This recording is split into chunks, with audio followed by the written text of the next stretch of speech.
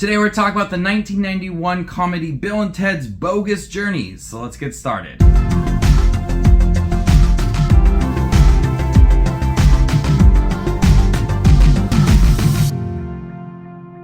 A tyrant from the future creates evil android doubles of Bill and Ted and sends them back to eliminate the originals. Hey, quick thanks for stopping by my channel. If you guys love movies just like I do, you guys are in the right spot. So make sure you hit that subscribe button down below and click that bell notification for more up and coming videos. Bill and Ted's Bogus Journey is a movie that I did not watch a lot as a kid. When I think of Bill and Ted, I ultimately think of their excellent adventure, not their bogus journey. But it is a film that I thoroughly do enjoy when watching Bill and Ted's Excellent Adventure, followed quickly by Bill and Ted's Bogus Journey. It's not the strongest film compared to the two, and ultimately I do prefer the first film, but Bogus Journey does have a lot to enjoy within the film. Keanu Reeves and Alex Winter are once again great in the role. They actually have a benefit of playing the dual role in the film. They play themselves and they also play an android version of themselves that is sent from the future to kill their original selves.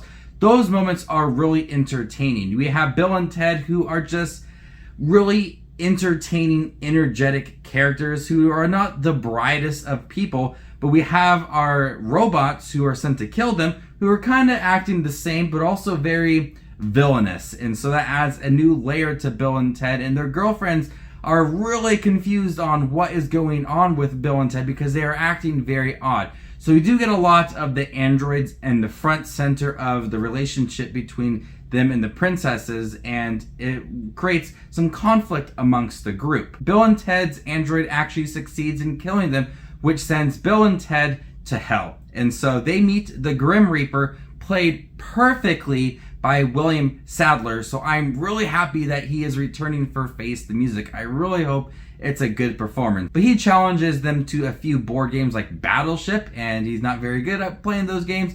And those moments just work so well. The Grim Reaper is easily one of the best supporting characters in this movie, and there's some really touching moments with him towards the end of the film. But for him being the Grim Reaper, really cool character. And then we get an odd duo of these creatures, and they look very disturbing, but they're really entertaining in the movie.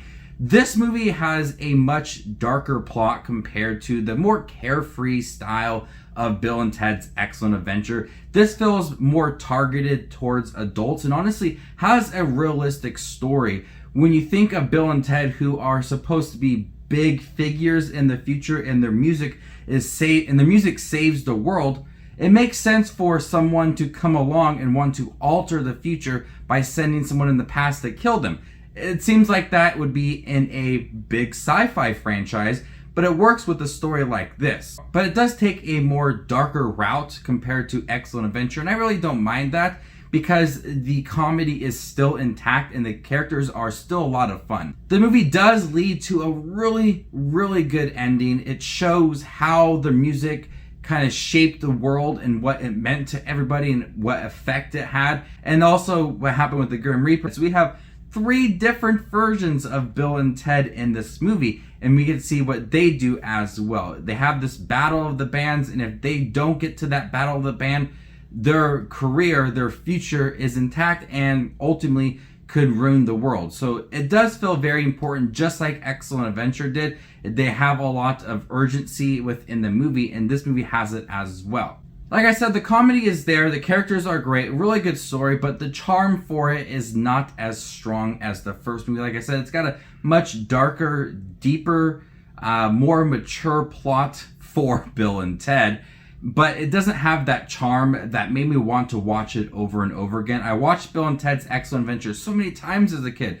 Like I said, when I think of Bill and Ted, I think of their Excellent Adventure, not their Bogus Journey. And sometimes I forget that Bogus Journey is even a movie. It's just not a film I watched a lot as a kid. It's significantly different from the first film, takes a different route with the characters, and is a little bit darker. So out of the two, Bill and Ted's Bogus Journey stands far away from Excellent Adventure with its story and its characters and the situations that they are in, especially with the Grim Reaper. But it's still a really entertaining film. I really do like Bill and Ted as characters. They are really funny. They are classic characters, and I'm so happy that Face the Music is coming out this week. It is a film that I've been wanting to see for a long time. It's been announced for many years.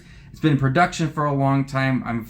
I'm so happy that it is actually coming out on VOD and I get to watch it and review it for you guys because these are really cool characters, and I just hope that Keanu Reeves and Alex Winter are just once again like Bill and Ted, and they never lost those characters. So have you guys seen Bill and Ted's Bogus Journey? What did you guys think about it compared to the first film, Excellent Adventure? Do you guys prefer it much more than the first film, or do you not really care about it? Let me know in the comment section down below.